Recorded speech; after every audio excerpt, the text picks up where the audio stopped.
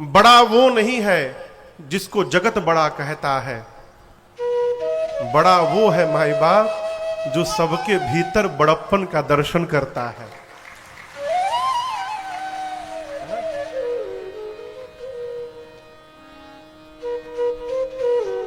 ये प्रसंग कहता है कि जीवन में जहां से भी आइए केवल वहां की प्रशंसा करिए,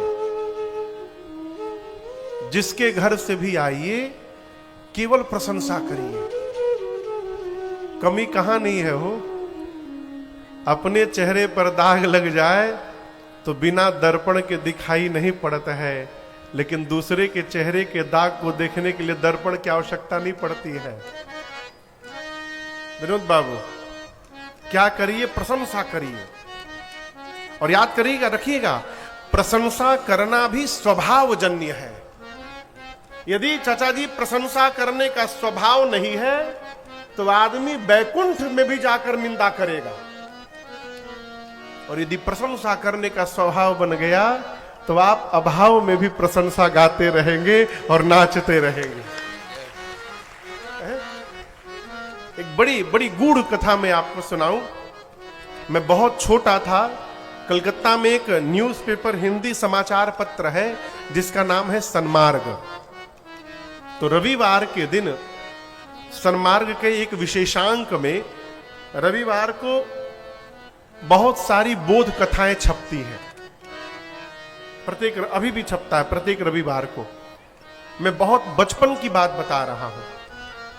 उस पेपर में मैंने कहानी पढ़ी और वो कहानी मुझे अब तक स्मरण में है, उसका विस्मरण नहीं हुआ। एक व्यक्ति कहीं से भी भोजन करके जब अपने घर लौटता था, किसी घर गया निमंत्रण में, भोजन करके लौटता था तो घर वालों से बड़ी प्रशंसा करता था। क्या भोजन हुआ है आज, अमृत 56 भोग खाया हो, आनंद आ गया, ऐसा भोजन तो कभी किया ही नहीं। घर वाले सुन सुनकर और जले, अकेले जाके उड़ा के चले आते हैं, हम लोग को सुना सुना के सताते हैं। एक दिन पूरे परिवार ने ठाना कि आज हम भी चलेंगे। अब जिद कर दिए तो कहा ठीक है चलो। पत्नी को बच्चों को लेकर गया निमंत्रण में, और दैव संयोग कहिए उस दिन 56 भोग तो दूर, शुद्ध पूड़ी पर भी आफत हो गई। भर पेट भोजन भी पूरी सब्जी नहीं मिला। अब परिवार वाले तो कल्पना करके गए थे 56 भोग मिलेगा। लौटते समय पत्नी बच्चे सब अब डपट पड़े उस पर, कौन सा 56 भोग खाते हो अब पता चला मुझे। तुमको कहीं भी ठीक से भोजन नहीं मिलता होगा, केवल झूठ बोलते हो। चुपचाप सुनता रहा। रात्रि में पत्नी ने एकांत में पूछा, ये बताइए आप झूठ क्यों बोलते थे? हम जानते हैं लेकिन सब जगह ऐसा नहीं होगा, लेकिन आप पता है जैसा आप बताते थे वैसा बिल्कुल नहीं होगा, तो आप झूठ क्यों बोलते थे? उसका उत्तर बड़ा अद्भुत है।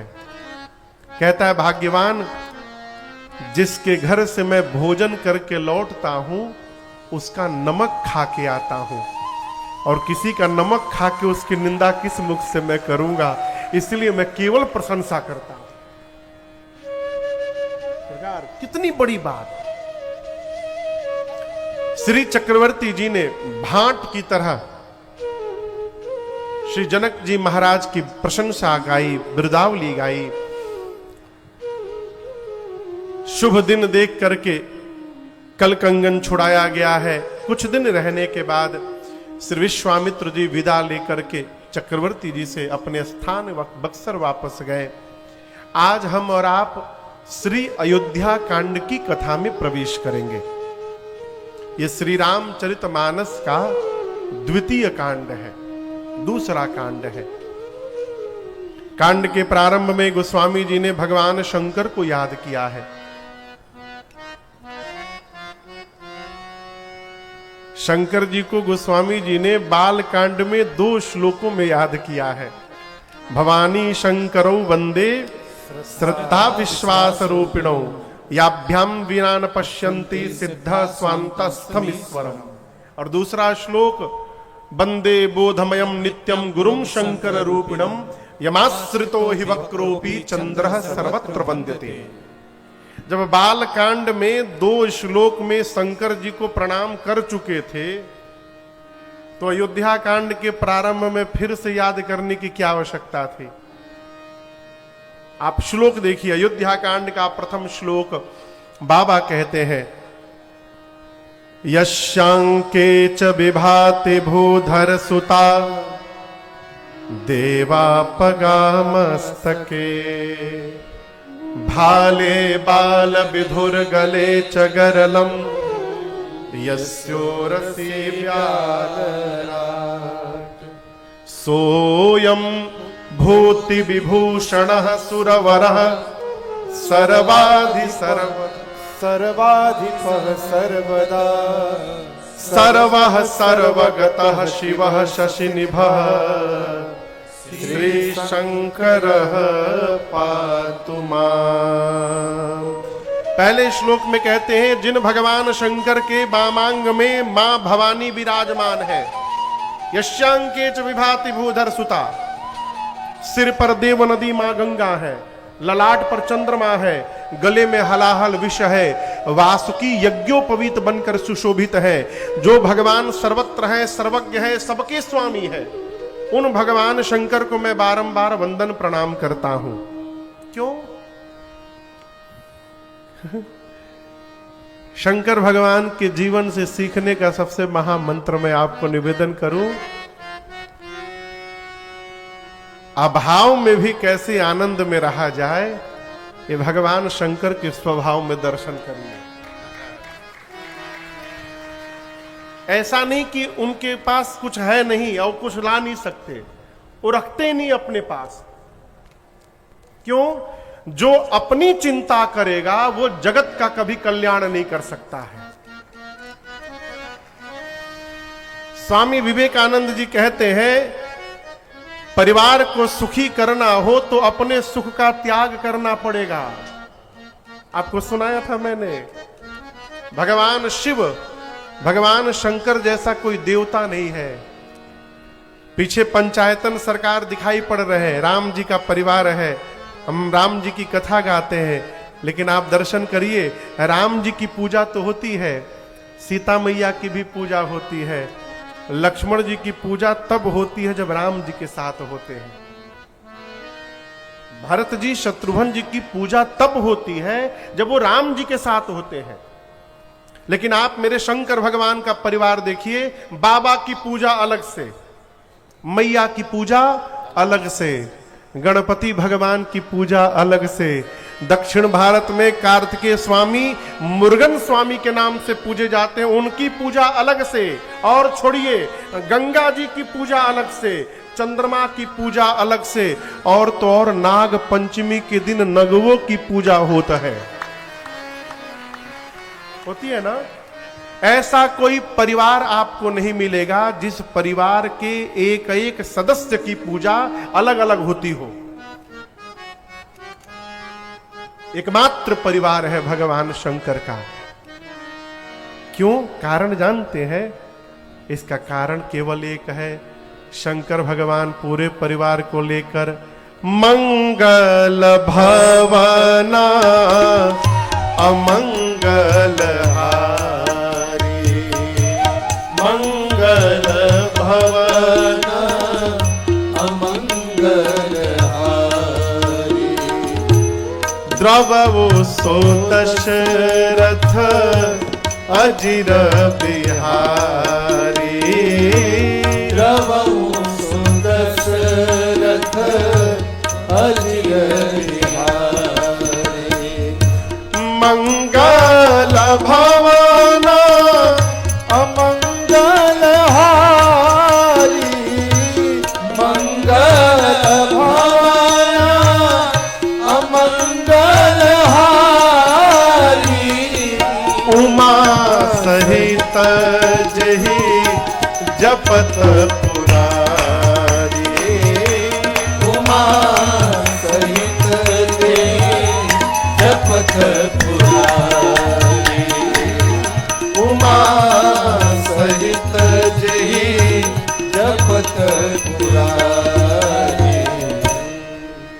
भगवान शंकर पूरे परिवार के साथ दिन रात राम जी का भजन करते हैं। ये भजन का प्रभाव है कि भगवान शंकर का परिवार के प्रत्येक सदस्य की पूजा वंदना अलग अलग की जाती है। भजन जीवन में किया गया सत्कर्म ही हमको जगत में प्रतिष्ठा प्रदान कराता है, जो अक्षुण प्रतिष्ठा होती है। और दूसरी बात,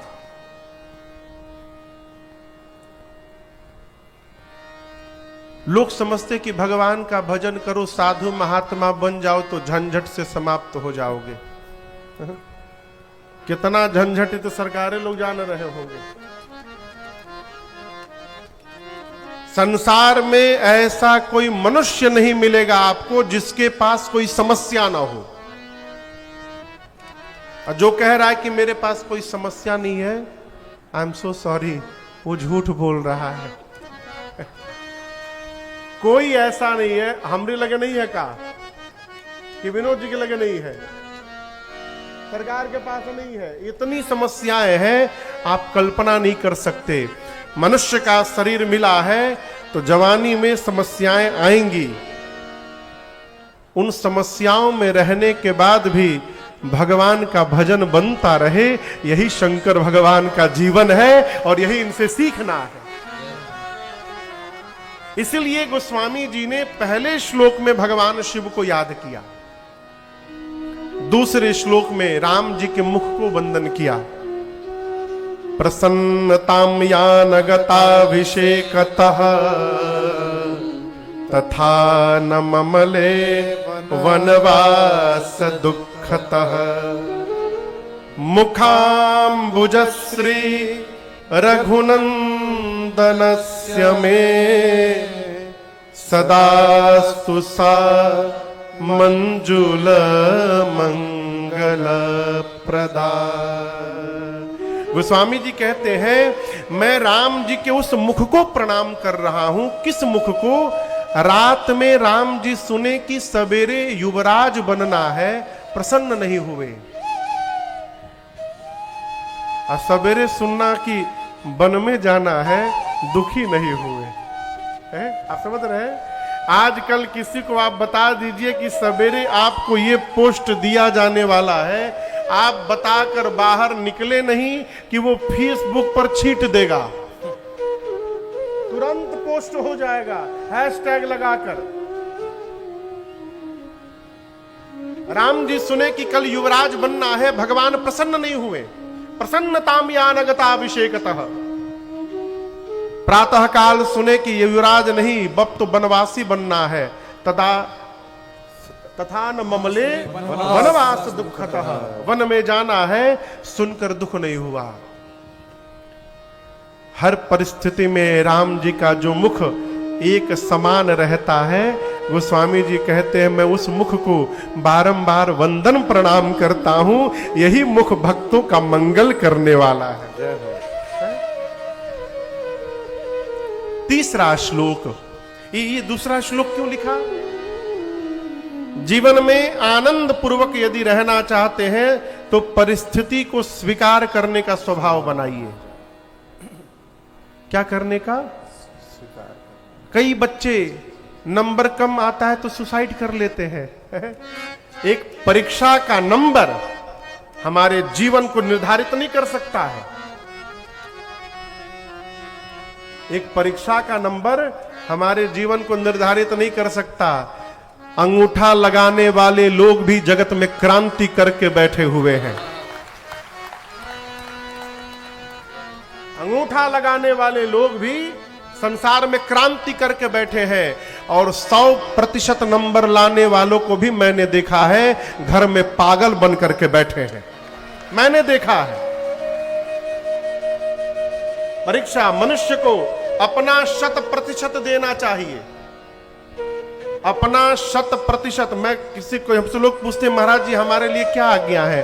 एक काम करिए, आपको जो भगवान ने काम सौंपा है ईमानदारी से अपना काम करिए। बस आप जो काम करते हैं, जो मनुष्य ईमान पूर्वक, नैतिकता पूर्वक, धर्म पूर्वक अपने कर्तव्य का पालन करता है, वो 24 घंटा भजन करता है।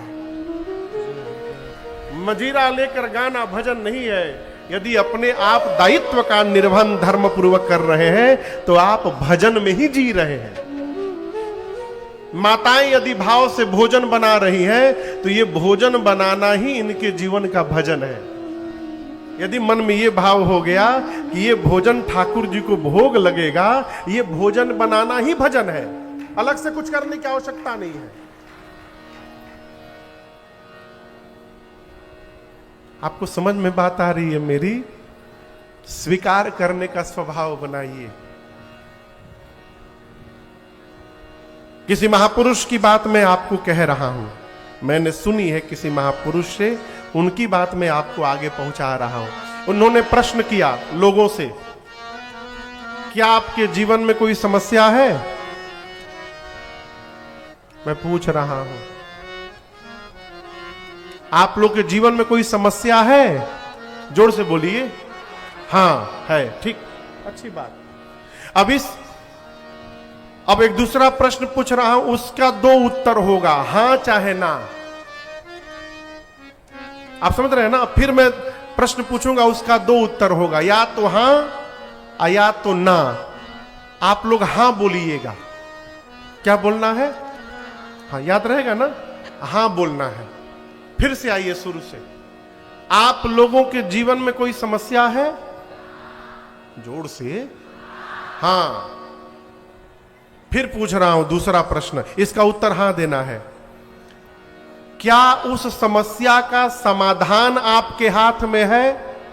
तो किस बात की चिंता?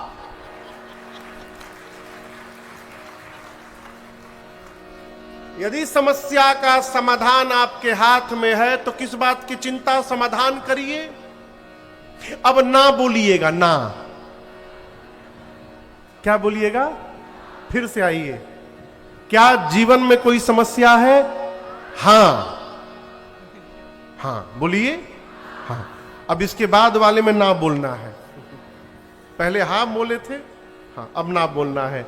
क्या उस समस्या का समाधान आपके हाथ में है? तो किस बात की चिंता?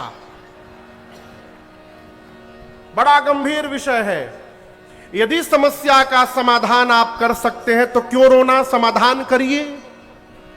और जब आप कुछ कर ही नहीं सकते तो फिर क्यों रोना? जो होगा उसको देखा जाएगा। आनंद में रहिए। आप कर सकते हैं तो करिए, नहीं कर सकते तो काहे रोना? अरे मरना ही है तो आज क्यों मरना? जब आएगा तब मरा जाएगा।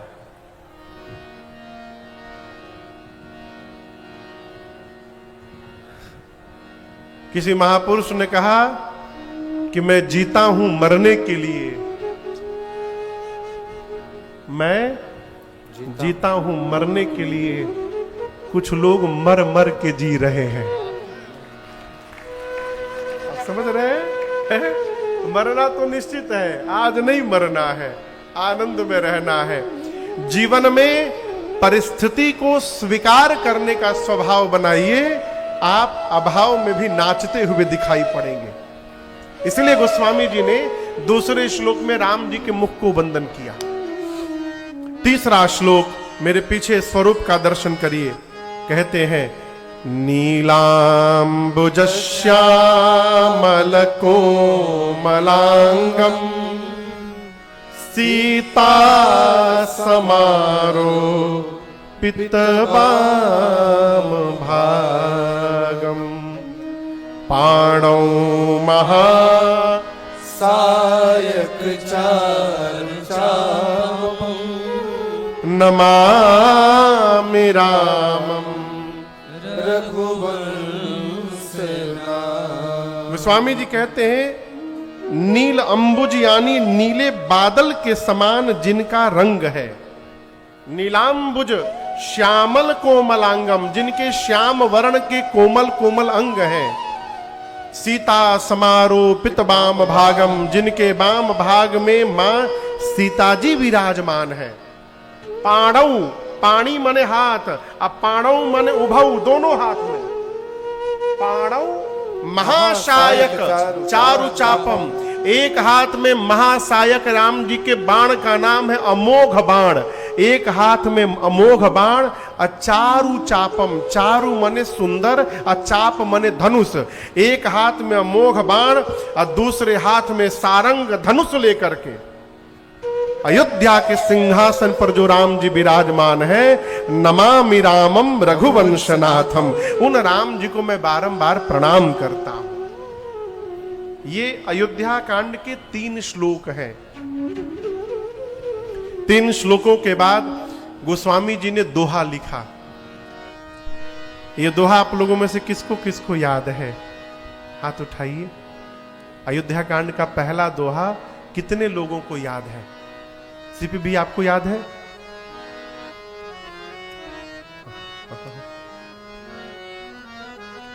चारे 5 लोग उठा रहे हैं, किसी को याद नहीं है ना? सबको याद है। आइए साथ में गाइए मेरे। श्री गुरु चरण सरोज रज, निज मन मुकुर सुधार, बरनौ रघुवर बिमल जसु, जो दायक फल चार। अच्छा, ये दोहा कितने लोगों को याद था?